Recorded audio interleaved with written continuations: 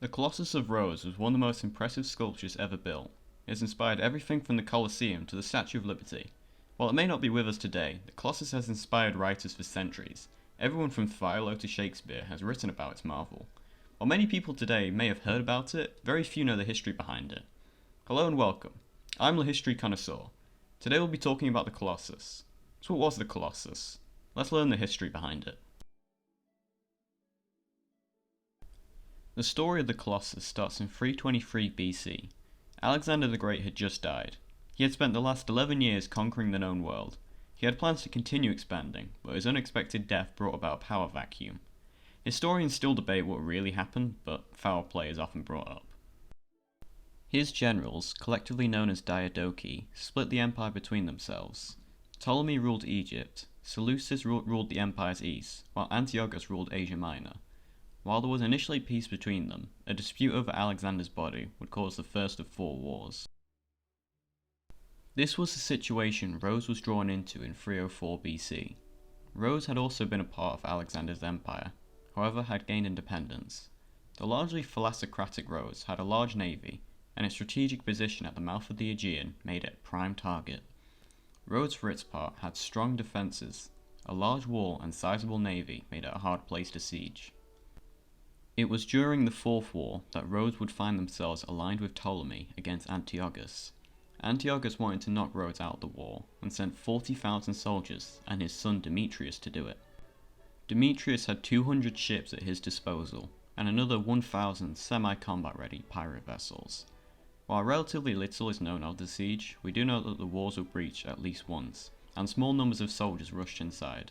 However, these were quickly defeated. Demetrius did not press his attack, and the walls were repaired. Despite having an enormous amount of ships, Demetrius never did take the harbour.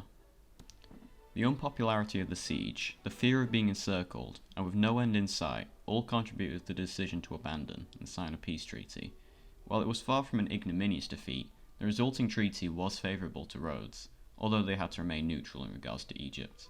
The fact that, despite being so outnumbered and outmatched, the Rhodians survived was a major morale boost, and many put faith in the city's patron god, Helios. The Rhodians rounded up all the abandoned siege equipment, including the Helepolis, and sold it for 300 talents. 300 talents is more than 300 million in today's money. Sculpted by Charos of Lindos, his mentor, the Greek sculptor Lysippus, had previously sculpted a smaller statue of Zeus in Tarentum. Starting in 290 BC, it would take 12 years for Colossus to be completed. It became a major attraction across the Mediterranean.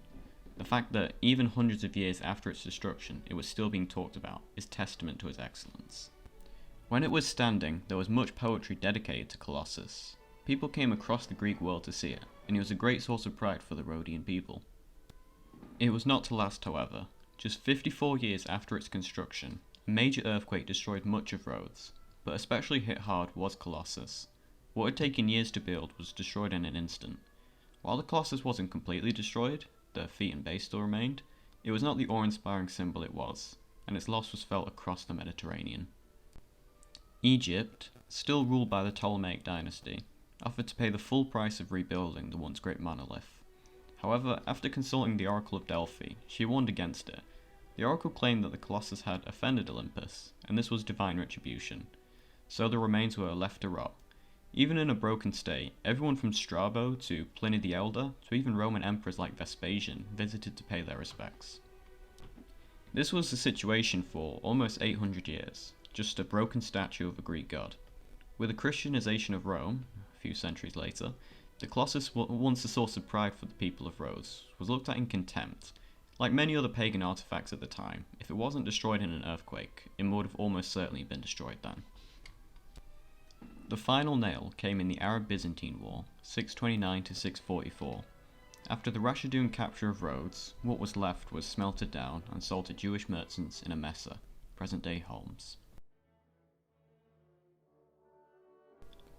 It is unknown what the Colossus looked like. There are no contemporary descriptions about it, no drawings of the like. Shakespeare describes Colossus as having its 2 legs on each side of the harbour, with ships passing between its legs.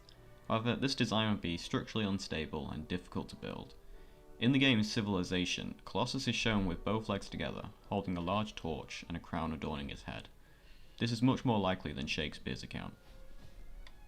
It is unknown where exactly on Rhodes it was built. There have been many proposed locations, especially Rhodes Harbour, but this is just speculation. Since its remains have been dug up, there is little for archaeologists to determine where it once stood. And that's the story of Colossus. If you liked that video, please like, comment and subscribe. I would really appreciate it. Let me know if there's anything else you'd want to see from this channel. I love all things history or social science related, so please let me know. I'm the History Connoisseur, and I'll see you next time.